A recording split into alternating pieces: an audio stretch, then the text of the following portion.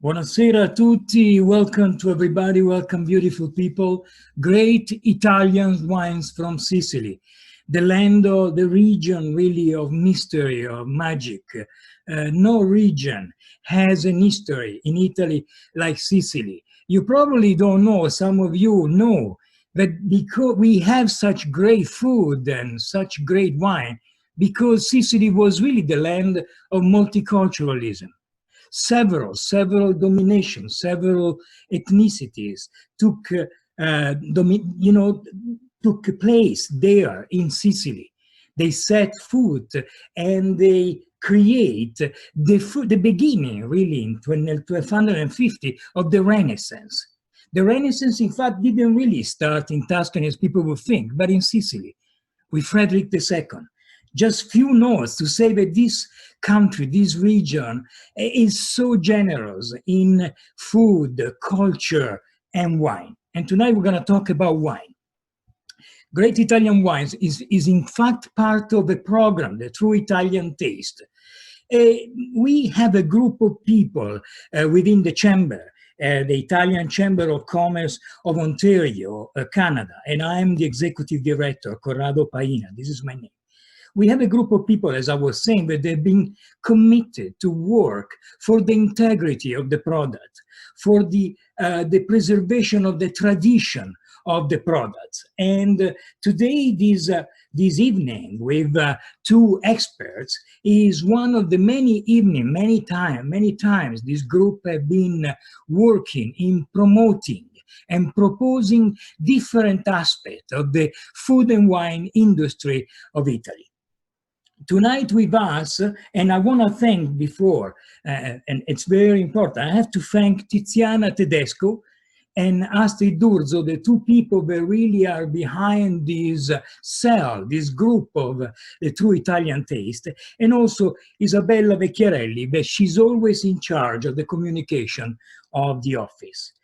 Tonight with us, we have Sandra Colosimo. And Sandra Colosimo, it's a very interesting story. A Canadian that has been living in Italy. She's in fact a certified sommelier from the Associazione Italiana Sommelier.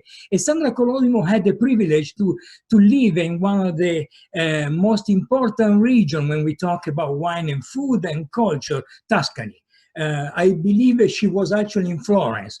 Lucky her, no doubt about it. Tonight she's going to tell us what is behind these wines. Also with us, we have Joe, I apologize, Joe Alberti from and Joe Alberti is the director of consumer sales from Noble Estates. So two experts, they will introduce us to the paradise of wine. And right now, if I'm not wrong, we should have a video.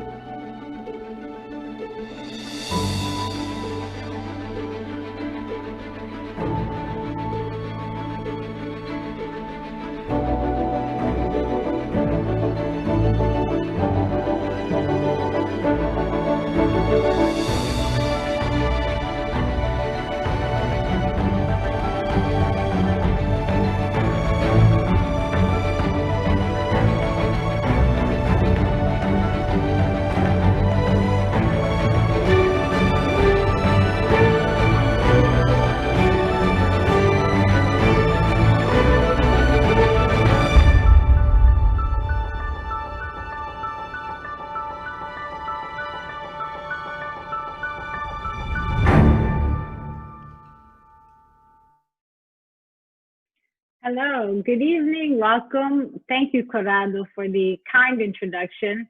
I'm very happy to be here to kick off Great Wines of Italy and to use your words, Corrado. I couldn't have said it better, the paradise of wine.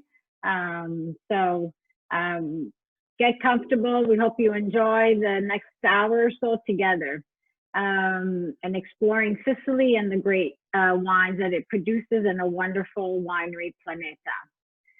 Tonight we begin with the enchanting region of Sicily, and it's a leader in wine production. I'm delighted to present some of these wonderful wines from the Planeta Winery. The video gave us a brief glimpse of the natural beauty and landscape of the island in the Mediterranean Sea. Wine is not, just like Corrado summarized quite nicely, wine is not just a drink, but it's a reflection of its people, its history, culture, and tradition, and the diversity of such a rich territory, such as Sicily and really such as Italy. Italy is the #1 producer of wines in the world. So it's not just in terms of volume, but also in terms of quality wines. And Sicily is one of the top regions as a producer in Italy. Sicily's winemaking dates back to before the Greeks, to about 4000 BC. There was a recent discovery in a cave just a few years ago from an American research team where they found pots, ancient pots, and they were able to do a breakdown of the residue and discovered that the date of where wine was actually present goes back to 4000 BC. So quite a long time. So there's a lot of history here. Their wines capture the essence and spirit of 20 civilizations. Sicily's rich history influenced the production of wine throughout the region. It's my pleasure then to present these wines from the Planeta family. The Planeta family has a long history in winemaking. The family's been in agriculture for 5 centuries and 17 generations. It begins in the mid-1980s at the Olmo Winery in Sambuca di Sicilia on the estate owned by the family since the 1600s. So this is where the first vineyards were planted, and it's a wonderful, wonderful place to visit. Cousins Alessio, Francesca, and Santi Planeta, under the guidance of their uncle Diego Planeta. Francesca is actually Diego's daughter. Today, they head up the estate, and that's between the 3 of them, Alessio, Francesca, and Santi Planeta. Planeta received critical acclaim in the mid-90s on an international level. And one of those protagonists was this Chardonnay, which we'll be tasting tonight. It's become a world leader in quality wine, and both indigenous varieties and international varieties, and matching the terrain with the special varieties that Sicily offers. Planeta Winery is a premier wine estate, and it was founded in the 90s. It has gained much prestige and respect as being innovators when it comes to matching the fabulous soil types to both Sicilian wine varieties and the international grapes. There's about 360 hectares, which covers the entire territory. They have 6 estates. Do you have the map? Perhaps we can show that. There we go, just to have a graphic. So we'll be touring Sicily together, and we'll be starting at on the west coast at Ulmo Contrada, where the estate is, in Sambuca di Sicilia. This is where their beautiful ancestral family home is located, next to the Arancio Lake. And that's also an important factor, and it's a wonderful area, the Arancio Lake, which helps with the growth of grapes and as well as the high altitude where the vines are cultivated.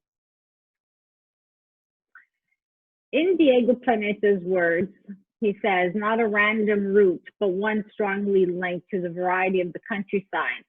to the winds, to the character of the people, and thus of their wine. So let's get started. If you have a glass and you purchase some wine, and get your glasses, and here we go. So the first wine, we'll start with the Chardonnay Planeta Memphis Doc 2017. As I said, we're in Agrigento, and the winery is Ulmo, and they have two fabulous vineyards there, and they're in a high altitude between 250 and 400 meters above sea level. That's an important factor.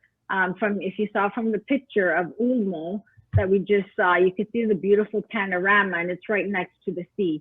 Another important factor in the microclimate of this special area.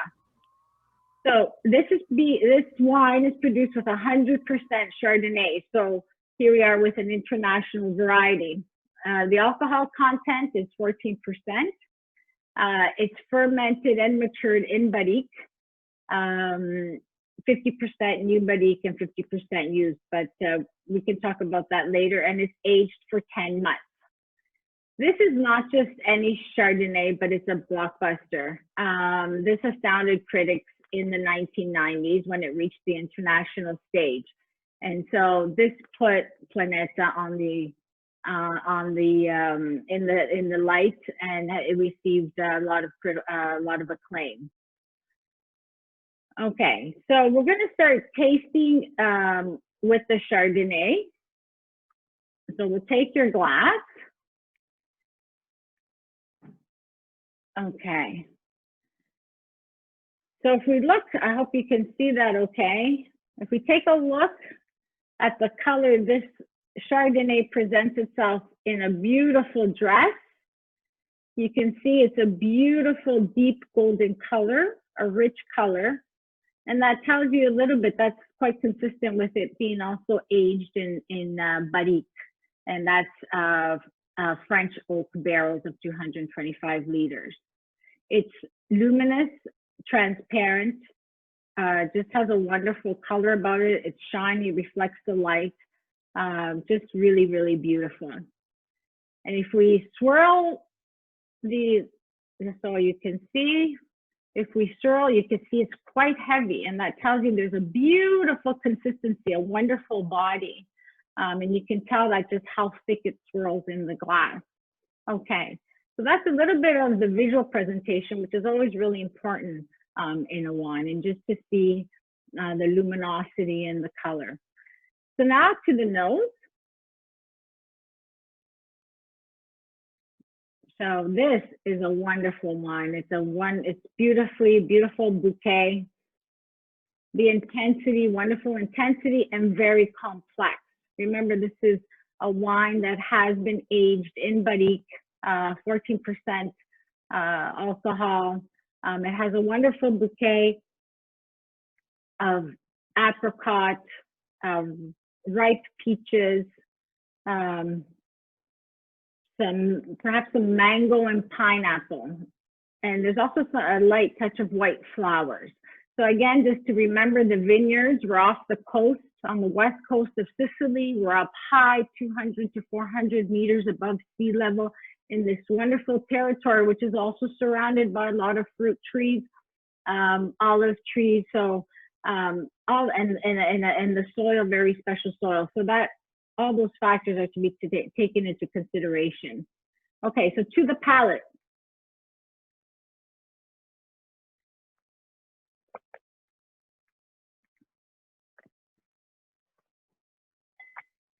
Wonderful. This is a dynamite wine, and we're very lucky to start off and to have it here this evening. As soon as you take a sip, you can feel the weight on your tongue, and that tells you a lot about the body. It's a full body. It has also, though, it's very round, and it envelopes your palate, and but not too. It's not too much, and it's because it has a nice balance with a nice acidic vein.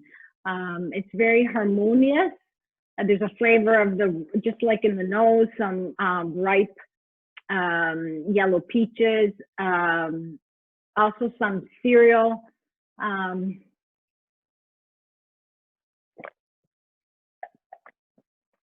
And so there's some really nice notes of toastiness. And again, that comes from the barrique as well. It's just a beautiful balance. This is harmonious, and it's just a nice balance between elegance, but yet substance and power. And it just, it has a wonderful persistence and long finish. So a wonderful, wonderful wine to pair with fish dishes of all kinds, soups, shellfish, white meats, roast veal with a mushroom sauce, cheese that is not perhaps, again, with pairing, you want to be careful. You want to find a harmonious balance with any wine. The focus is not to have one overpowering the other. So you want a smooth cheese, nothing too pungent, nothing too strong. Something like also caciocavallo on the grill, and that would make for what. Also, even just bread, salmon, and butter would fit really nicely with the Chardonnay. Okay, so we're going to move on. So that's our first white wine, and the other are red. And so we're going to move on to the Planeta Cerezuolo di Vittoria 2018. Perhaps I didn't mention that the Chardonnay is a 2017. This is a beautiful red, and we're going down. So we're on the west coast. We're going down the coast on the southwest coast of Sicily. We're near Ragusa. For anybody who's been to Ragusa, it's a beautiful town up on the hills in the middle of Monte Iblei. Look it up. It's just a splendid area. This area, there's a lot of history. The area of Vittoria, this is called the Cerezuolo di Vittoria. This area of Vittoria was founded in 1606. And it was founded by Contessa Vittoria Colonna. And so why am I mentioning this? I'm mentioning this because it was a Contessa who conceded the first 75 colonists a piece of land on the condition that they would cultivate the vines. So as you can see, there is a long, long history of winemaking and tradition.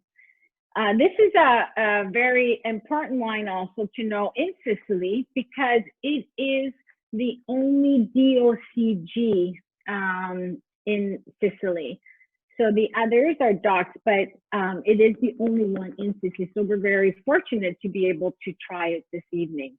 DOCG, I'm sure some of you know what that means, but for those who don't, it represents sort of a certification of the origin, and it's a guarantee of the quality. So it stands for Denomination of Origin Controlled and Guaranteed. So in Italy, to give you an idea, there's a total of 77 DOCGs. So, you know, not that many, but I would say that probably Italy is a leader, probably has the highest number of this type of status. So basically, there is a disciplinare. So basically to be DOCG, it's regulated, and so there are guidelines for the producers, from the vineyards to how much you're producing per hectare, what type of varieties are going into your wine, to temperatures, to storage, to production. So it is a guarantee for the consumer. So that's the Cerezuolo di Vittoria 2018. It's a distinctive red wine and very characteristic of the territory. So this Cerezuolo di Vittoria 2018 is made of Nero d'Avola, another indigenous grape, 60% plus 40% frappato. So perhaps some of you have heard more about Nero d'Avola, maybe a bit less about frappato, but it's a blend of these two, and it makes a really nice combination. because with the Nero d'Avola, you have a little bit more strength and power. And with the Frappato, it's a bit lighter and gentler. To give you an idea, so this one's a 60-40 mix. To give you an idea, with the DOCG, the Nero d'Avola needs to be between 50 to 70% Nero d'Avola, and the balance can be Frappato. So that's how the regulations work. I should also mention, so that's a DOCG, and then there's DOC, and the DOC is the denomination of origin controlled. And so again, this is another quality status. So the way to look at it is a bit like a pyramid. And so you have, you know, the Vino da Tavola, which is now classified as Vino, and then you have IGT, and then DOC, and then DOCG on the top. So there are guidelines, and there's stringent guidelines.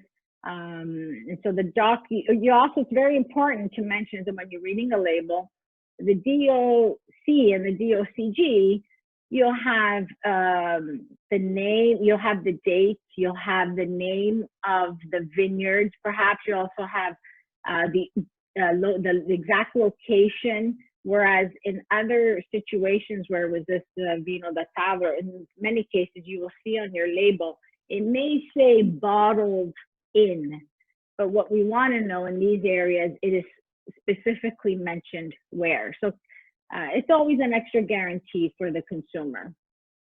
Okay. So as I said, we've got a nice blend, and I guess, oh, the other thing I wanted to mention is that it's called Cedazuolo, and the name comes from the word cedaza, which is cherry in Sicilian dialect. So that can already give you some hints as to what to expect. I don't know how clear it is from your view from the video, from the screen, but we have 3 reds. They're all beautiful reds and nice light to them all, but we have, this is a ruby color, and then we're going to get to the next one over here, sorry, this one, which is a Nero d'Avola, which is a little bit darker ruby, and then we're going to get to the special one at the end, which I won't mention, which is a lighter color, a lighter ruby. Okay, so it's very interesting to see the nuances or the differences in the colors. Okay, so Cedaza, cherry, so not surprising that you have a wonderful ruby cherry color. The other thing I should mention, which is very characteristic of the area, is that the soil is red. Much of the soil in the area is red. So perhaps also the Cedazuolo di Vittorio perhaps also comes from that. So as we said, so if we look at the appearance, we have a wonderful ruby color. I mean, if you're at home, and I mean, if you look and at a 45-degree angle, you can see the color in the core. It's transparent, luminous, and then you want to look sometimes at the edges and see if you also see some other reflections, which could indicate some other things, like in the, we'll talk about that maybe in the next one. Okay, so then we'll move on to the nose.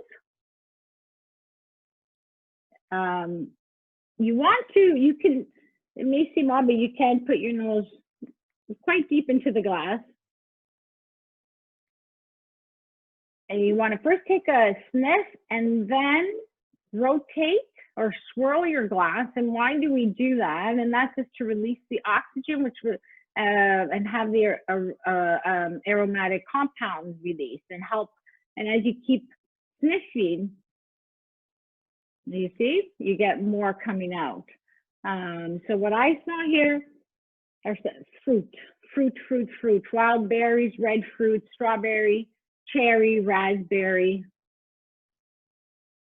pomegranate, and also perhaps a bit some pepper notes. I should mention that this is a 13% alcohol, and it's only stainless steel. So the stainless steel vats for the fermentation and the maturation. Okay, so we're going to go to the palate.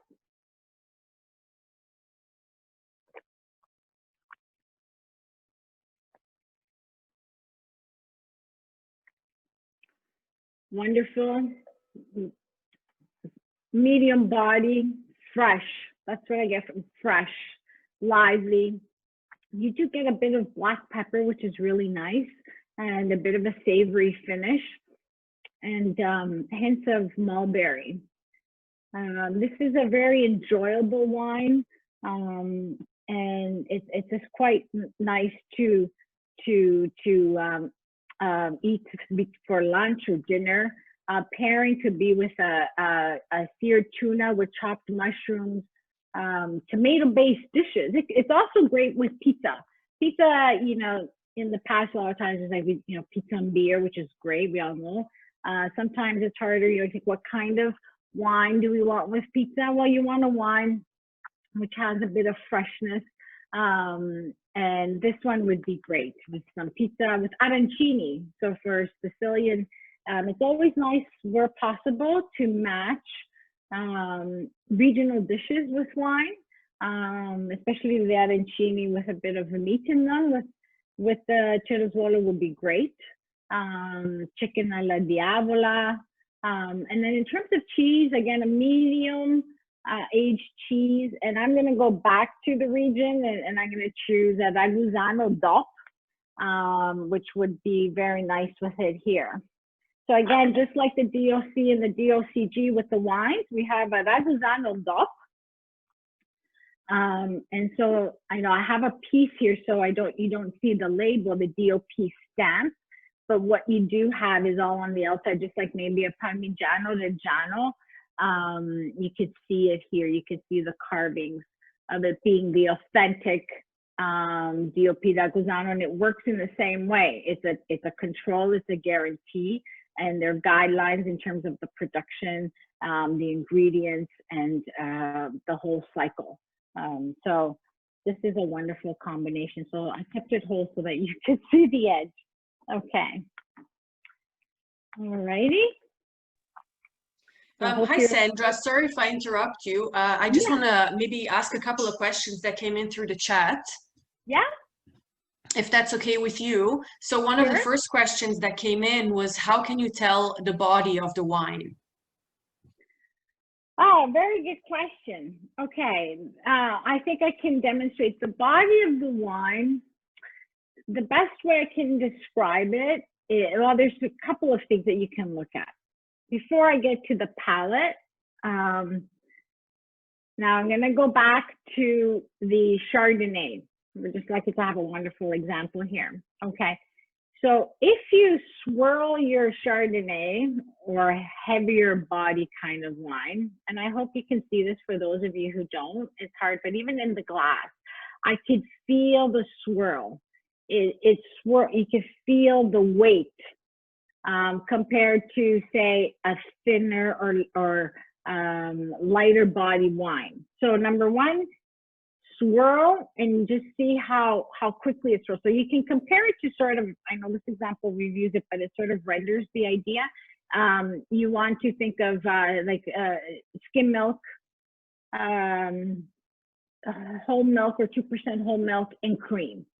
And that gives you an idea about consistency and body.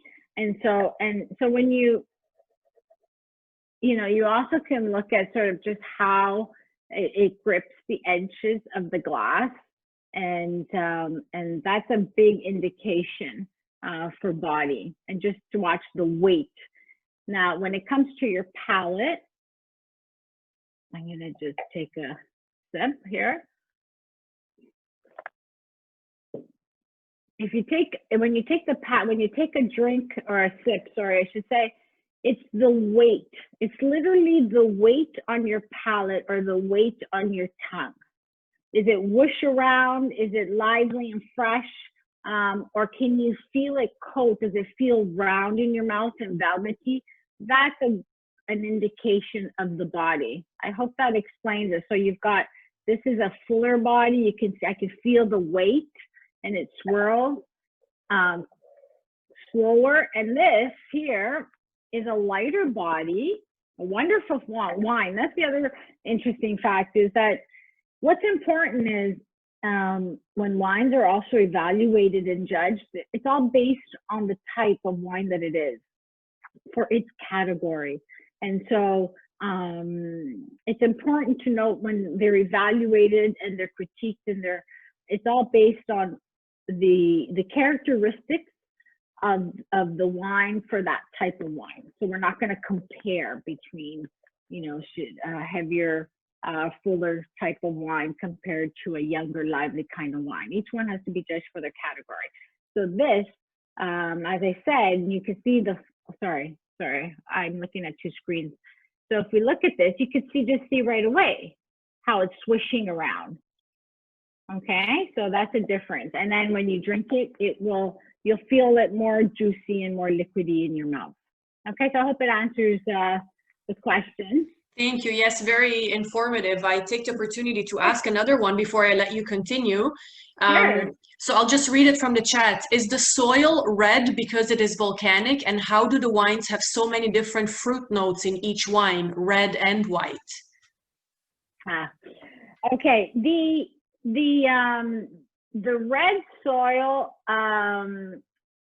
is, from my understanding, it's there's a ferrous iron content in there from the minerals. So, and it's not from, that's a very good question, from the volcano. We'll get to the volcano actually. And so we'll have some black soil there, but it's because of the minerals that are in the soil that make it red. So, and what was the second question? And the other one was, how do the wines have so many different fruit notes in each wine? So the reds and the whites have so many fruit notes. Okay, that's a very good question. And this is where the whole issue of the aromas. Okay, so very quickly, not to get too technical, whatever, but where do these aromas and flavors come from? So basically, there are, for example, with aromas, there's primary, secondary, and tertiary aromas. Very briefly, it's the primary aromas come from the variety, the grape, the vineyard. Okay, so they're based on the processes that happen within the vineyard and the variety in itself and the grape. The secondary aromas, and so people are asking, where is this going? The secondary aromas come from the vinification process. So the various, the fermentation and the whole process there, that's where these flavors come from. It's from the different products that are produced in the wine.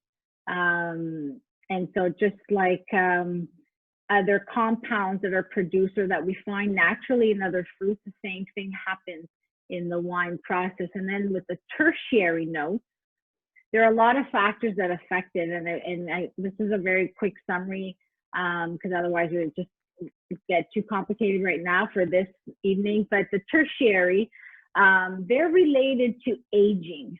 So if you're aging in wood, so for example, you have small barrique, and barrique are your French barrels, the smaller ones of 225 liters. And those are very sort of special. They're smaller, and so you have, with the oxygen, the actual wood as well releases certain compounds and certain reactions that release those sort of flavors into the wine. And so there's large barrels, so how big, how small, for how long are they sitting in the barrels. I'm sorry, I think I didn't mention with them, or maybe I did with the Chardonnay, it was like for 10 months. Some people could do it for 2 or 3 years. Before then it ages in the bottle, what have you. So the aromas and the flavors are sort of divided, and they come from the process of these phases. So the fruit flavors are sort of primary and secondary. They're not tertiary. They're not coming from the wood. I hope that it gives a general, otherwise I'm going to need to go deeper into that. But both, think about it this way, grapes are fruit, and that was one of the first liners in the course in doing our certification. Grapes are fruit, and so you will get always some fruit aromas and taste, flavors, as well as flowers. There are many, and it's endless. And the key thing here is that it takes years and practice. And it's all really literally, it's memory and practice, memory and practice. And it's also about activating those sensory, because it goes from your sensory to your brain, and then it forms a memory, and you keep repeating and you keep recognizing. So it does take time and practice. I'm sorry, I don't want to, I hope I'm just not going on too long about it, but it does take time. It really does. Thank you, Sandra. Thank you. You explained that very well. I will let you continue with the other wines, but I have some more questions for you later. Oh, okay, great. I'm glad. I'm really glad. Okay, so where were we? Okay, so we went from the Chardonnay International variety, and big, important wine here that's been recognized for many, many years, since the mid-90s. Then we had the Cerezuolo di Vittoria. We're in southern west of Sicily, red soil, so fresh, fruity, cherry, fresh fruits. Okay, now we're moving on to Planeta, La Segreta, Nero d'Avola. So Nero d'Avola, and this is 100%. Okay, so this is, as you say in purezza, so it's pure 100% Nero d'Avola. For those of you who know Nero d'Avola, but it is the most grown red variety in Sicily. So Nero d'Avola comes from the name, okay, before I mention that, if you look at the, I'm sorry, I'm not sure if it comes through, but the red, you can see it's already darker in color. The grape, this variety, because then every variety has its own, it produces wines with different colors, and then it depends on the vinification process, so many factors. But the Nero d'Avola grape is a darker grape. And so not surprisingly, also, you do usually have a wine, and it also depends on many factors and the blend, etc. But you do have a wine that's darker red and richer. So this is a 2017, and it's a Sicilia DOC. Nero d'Avola is, I don't know, for some people who know this, but it's also known as Calabrese, if you hear that. I mean, the most common is Nero d'Avola, and they say Calabrese for those people who are Calabrese or Siciliani. There's a competition as to where it actually came from. So as I said, it is the most important and widely planted red wine grape in Sicily. So the question remains, is it from Calabria or is it from Sicily? But it is definitely known over the years it is Sicilian indigenous grape. Okay. Nero d'Avola loves the heat. There's so many aspects in talking about wine that, and this is why we did a very quick presentation about the culture, about the terrain, the location. There's this particular variety, Planeta's, their success has really been to focus on so many indigenous, and that's what we're very happy. I'm very pleased to be able to present also indigenous grapes that we hear less about. So it's a dark-skinned grape, as I mentioned, and it takes the name, from the town Avola, which is on the southeastern coast, and it's called Black Diavola because it is a black because of its coloring. Okay, so I guess we're ready to try it. So, sorry, for those of you, I don't know how to best, no, this probably doesn't. No, I don't see, you can't really see too much of a difference. Okay, so again, we look at, it's a beautiful ruby color, a little bit richer, a little bit darker, and it also has some violet reflections, which is common with this type of wine. It's a younger wine, and it's a Nero d'Avola 100%, like I said. The other thing I didn't mention is that it is fermented and matured in stainless steel vats. So, so there's different. So that's the other thing too. Also, when you order so many, you know, depending on the variety, depending on whether it's aged, how long, if it's a lively. This is more of a lively, fresh version compared to something that perhaps would have been a Nero d'Avola, which is aged. For example, you're going to have a different sensory analysis on the flavors and the aromas. Okay, so the visual, like I said, they're beautiful. That's nice, transparent. If you know, you can see it swirls nicely. Sort of, it's like a medium body, I think, but we'll try that. And so to the nose, again, one of the first things you're gonna have is just fruit. And this is just like, you know, red fruits, of course, but perhaps darker fruits. And things like blackberry, you know what, cherries, the dark cherries, that's what I smell. And then with the Nero d'Avola, a bit of spice. That's very nice. Okay, so with the palette, come on here, I just wanna, okay.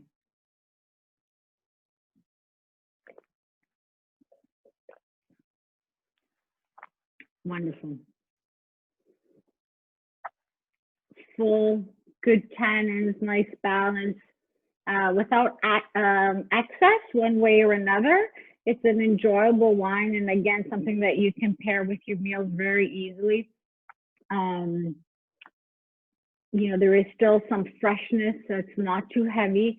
Again, it's not an aged Nero d'Avola, which will have a different sort of feel.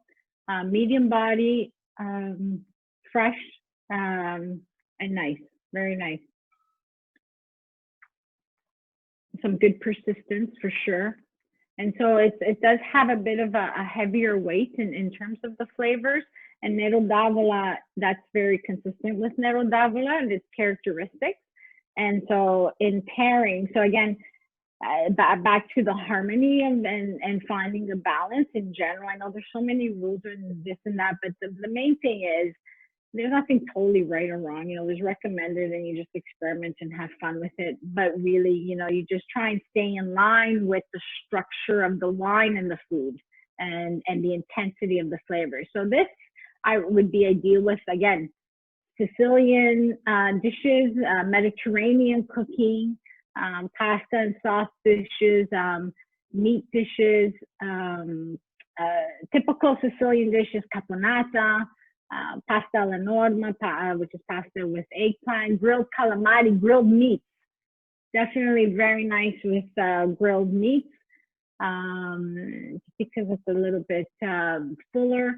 And here you can put some harder cheeses like a pecorino siciliano dotto. Again, I tried to get the DOP.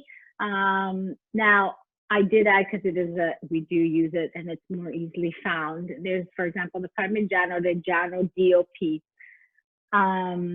Again, if it's a Parmigiano Reggiano, there are different levels of aging, and you don't want it to be too like a 36 months or 24. That's a bit too much, and you would want maybe a different kind of wine. So you're looking for, you know, anything sort of in a medium range.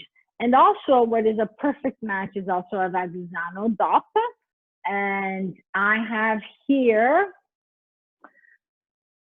I was able to find, because I know they're harder to find the Sicilian cheeses, but there's some wonderful cheeses. Sorry, I keep looking. Okay, so this is the pecorino pepato. And so it has the peppers, and this really works very nicely. Again, nothing too soft, and nothing on the other end that's extremely where you want some heavier and bigger wines. Nothing too with strong flavors. Now, again, just a quick mention here. I have some Parmigiano Reggiano, and I kept it closed. Again, you can see the, sorry, I don't know, the DOP, oops, sorry, Don't worry about the brand. There are many kinds, there are many brands out there. We know that, but it was really for the purpose of showing the little orange DOP. And again, that's a guarantee for how it's produced and its ingredients, its percentages, the components, and everything. So, and also, unfortunately, don't want to mention, but there's always, you know, a lot of fraud these days, and so it's a guarantee and extra control, and they're delicious. So these Sicilian cheeses are fantastic. So the other thing is too is that when you can't find, so again, I know that the Parmigiano Reggiano is not southern, but you know, we can't always keep everything to the same region. But the other thing to keep in mind is if also there was a wonderful pecorino from Sardinia. If I couldn't find the Sicilian, I would probably go with the Sardinia because there's the same, not same, but similar terroir, right? Compared to maybe going to a northern pecorino from Toscana will be quite different from the pecorino from Sicily. Okay.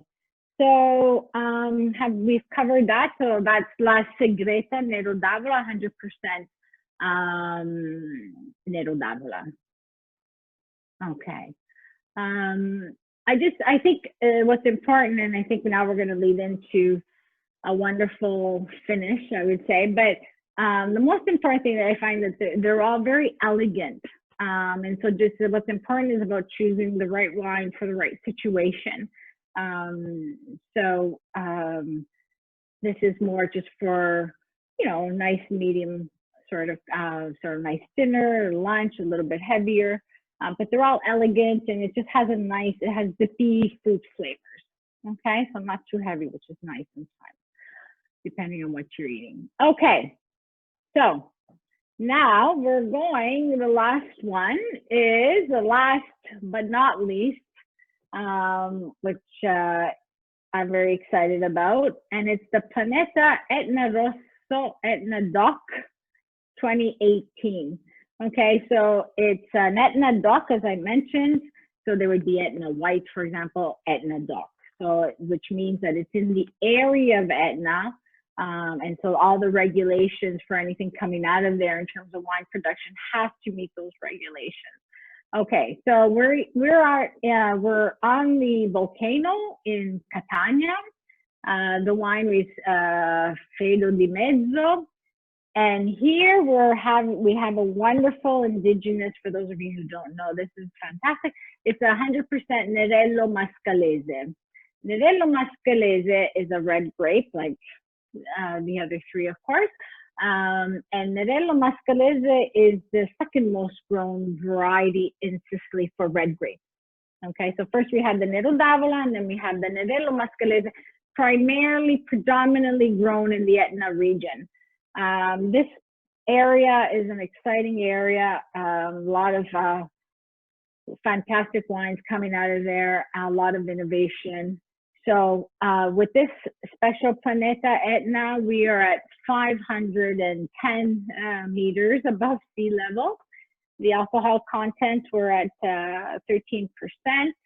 So here we are, fermentation and maturation is in wooden vats and stainless steel vats for 6 to 8 months.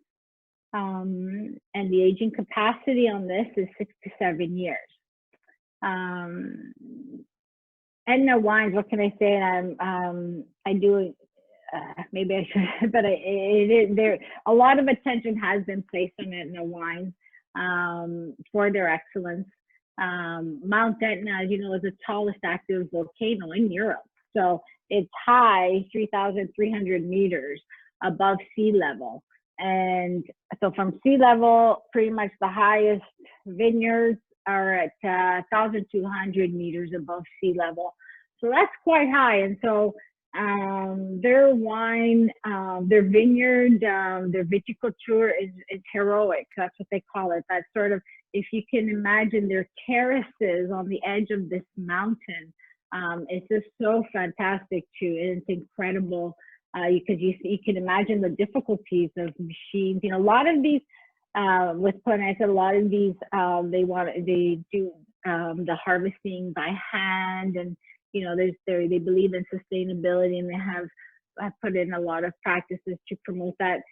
But you can imagine the factors that influence the winemaking, the microclimate of that specific area. So you hear the word terroir, and terroir has to do with the terrain, the climate, the soil of that specific area. Well, in this case, the microclimate is superb because it has temperature shifts between day and night because of the altitudes. And that is something that is ideal for growing conditions in terms of quality wines. That's so they have that, like I said, because of the hot summer. You can imagine the heat, the volcano, and then they have the cooling temperatures in the evening. So I'm just really excited. Sandra, sorry if I interrupt you. I just wanted to let you know we lost you for a few seconds, but now everything seems to be working okay. So okay. I will let you finish off with the last wine before we introduce our next speaker, okay, and then perfect. we'll have a few more questions in the chat. Okay, so just thank you. Quick, yeah, thank you, Astrid. So in 2008, the Planeta family arrived on the north side of Etna. A lot of the prime producers are on the north side of Etna, but not only. And so they arrived in 2008 among the lava flows and woods. And again, 510 meters above the sea. So it's just amazing to see actual terraces coming down the slope of the vineyard. So you can imagine the various challenges, but it's a wonderful place. So again, the grape variety is Nerello Mascalese. And so they started planting in 2008, and then the winery was established in 2012. So as I mentioned, Etna wines are and have been rising stars on the international wine community. So there is a lot of interest and a lot of success already. So I do recommend checking them out. And the Nerello Mascalese, like I said, it's 100% in this case. Sometimes the Nerello Mascalese is also a blend with a Nerello Cappuccio, but in this case, it's only Nerello Mascalese. And it's a dark skinned grape that grows commonly, like I said, on the volcanic slope. So rich soils, mineral salts. Okay, so let's do the sensory analysis, as we call it. Okay, so now characteristic of an Etna Rosso, and I'm sorry, can't see. I'm going to cover it. Is that nice ruby color? There's a beautiful light reflection, and it's a bit lighter, lighter compared to even the other two with a light ruby. Okay, so so to the nose, you want to take a sniff, swirl to release some compounds, and if you keep doing that for a while, and you can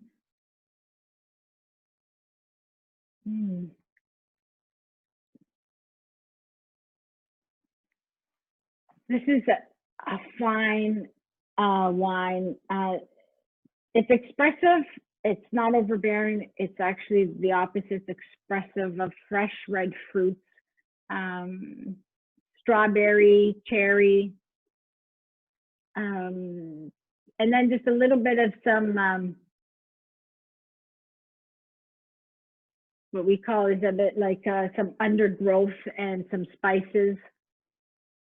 It's just really nice. It's a nice balance between fruit forward, some freshness, and there's also a nice mineral note, which is not surprising because think of the soil and where it's coming from. And there's an evident black pepper. Now it's interesting, as I'm tilting my glass, I don't know if you can just see how it's dripping onto the glass. And so you can, this is just an indication of it's a little bit more complex in structure compared to maybe the previous two. But this is also just a very nice everyday drinking kind of wine. It adapts very well. They call it food friendly. And so let's take a taste.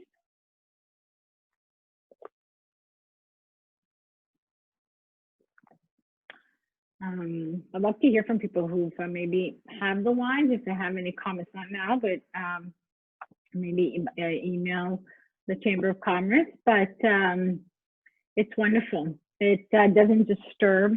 There's a nice balance. There's a bit of a nice acidity and mineral, and yet you get the freshness of the fruits. Freshness, that's what's so important. It's subtle and yet elegant. That's and it just has I love that balance and has the mineral soul. Easy drinking, but yet not too. It has character. So in terms of pairing this you can use this for. I mean, you can pair it with a lot of different foods like pasta with tomato dishes, meat, fish. It's also very good with prosciutto. I missed to mention also with the Nero d'Avola, with prosciutto, the charcuterie, with some cheeses. That is just really, even a hamburger. So I'm going to go off. Something simple, hamburger, pizza. So there's a real nice mix of, you can carry this through from aperitivo to lunch to dinner. Again, nothing too heavy, but it pairs very nicely. So I think that brings us to the end of the wine tasting. I hope you've enjoyed it and it's been informative, and just to give you also just an overview of the region and its indigenous varieties and the company Planeta and the wines that they produce. And so now it's my pleasure to introduce to you Joe Alberti from Noble Estates to present and talk to you a little bit about Planeta, a little bit more in their wines. Thank you, Sandra. Great presentation. Very. Thank you. Okay. Very. I appreciate that. Very encompassing. A lot of information there to digest, but it was really great presentation. So I just wanted to give a little bit more information about Planeta, just adding on to what Sandra mentioned. The Chardonnay was the first wine they produced in 1985. And funny enough, they produced all international varieties before concentrating on their native varieties of Nero d'Avola, Propato, et cetera, So started out as a business for just international varieties, moving to Sicilian varieties later. From a personal standpoint, I visited the winery 3 times, and it's an absolutely beautiful place. As you saw from the video is mostly on the Etna property, but they, as mentioned before, they have 6 different wineries, all very unique, all very different in their architecture and everything. So very beautiful place, and they actually have a hotel just outside of Menfi, which is southeast of Palermo. Excuse me. Gorgeous hotel with, I would say, one of the best restaurants that I've tried in Sicily. And they also have apartments that they rent in the city of Palermo. So they're quite a large company for the island of Sicily, and involved in a lot of different sustainability initiatives on the island. They are organic when they can be, like most wineries are. And they do practice sustainable practices, reusing anywhere they can, recycling water, not using pesticides wherever possible. The other thing I wanted to mention is that they're actually a very large producer of olive oil on the island. They have a oltrefriccio, it's called, in Carparina, which is just outside of the Menfi estate as well. And they make 3 different olive oils, a blend of 3 different olives, and then a single vineyard, if you want to call it, called Nocellare and Biacolilla. Beautiful olive oils. They are available here in Toronto at some of the specialty stores, and I believe we may be bringing some in for the Christmas season. So again, Sandra covered a lot of ground there with the wines.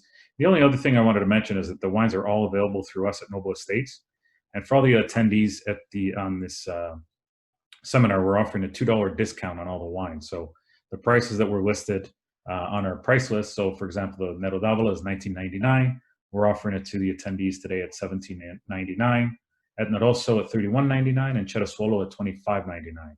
And the beauty of it is they all come in 6-packs. So you're not committing to a case of 12, but we are required to sell by the case because we are a consignment agency. We're only allowed to sell by the case. So if you're interested, for the discount, you'll have to email me directly. I believe it's been on the chat at joe@nobleestates.com. And in addition to Planeta, obviously we have a lot of other wines that we represent in our portfolio, many beautiful Italian wines and wineries. So take a look at the website, and if you, by all means, if you have any questions or any comments on anything, feel free to email me or call me on my cell as well. But after that, I think we're going to do a little bit more Q&A with Astrid. Thank you, Joe. I think we're slowly running out of time. Okay. I will ask one question, but I will keep, we'll post an email address in the chat. So for any other questions, you can email us and we'll get the answers to you in regards to the wine. One question that came in fairly early in the chat was, how can you store, let me just see if I find it, how should bottles be stored in the cellar? If I can answer that, if that's okay, Sandra. Yeah, sure. Usually, I mean, if you don't have a temperature-controlled room or cantina, for example, storing them on their side in a cool place if possible, and not near anything that, like, for example, not under the stairs, for example. Nowhere where there's a lot of movement or vibration, and preferably in a darker place as well. That's the best way, but always on their side for sure. Perfect, thank you. I'm sorry that we can't get into any other questions. I don't want to take too much time. So we will we'll be available to answer all of your questions via email. And I would like to pass the word now to our Executive Director, Corrado Paina, for the last few words. Grazie, grazie Astrid. Joe, grazie per averci portato questi vini. Thank you very much, Astrid. Thank you, Joe. And thank you, Sandra, for your presentation. We'll hold COVID responsible for several crimes. The last and probably a very important one, we cannot taste these beautiful wines, and this is obnoxious in a way. But what can we do? We use technology, and one day maybe we will be able. Sure. We'll get back in person soon. I'm sorry, please? We'll be back in person soon. Soon, exactly. Thank you again, Sandra. Thank you again, Joe. Thank you. Thanks to everybody. We'll see you the next time. Excellent. I just want to say Sicily is getting organized, more and more equipped. Sicily is discovering its old traditional wines, more and more wineries.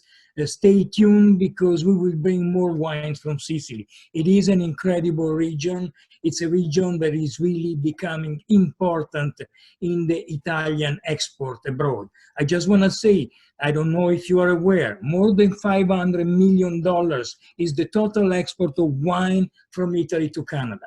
Canada is a very important partner of Italy in wine with United States and France. And Italy, I must admit, is slowly getting to the supremacy, to the first place.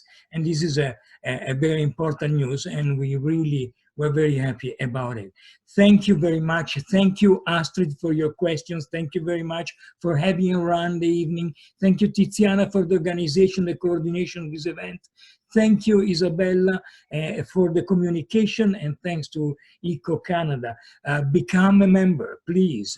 Stay in touch with us. We love to be in touch with you. We would like to give you more information. I've seen some interesting questions that require a reply from us.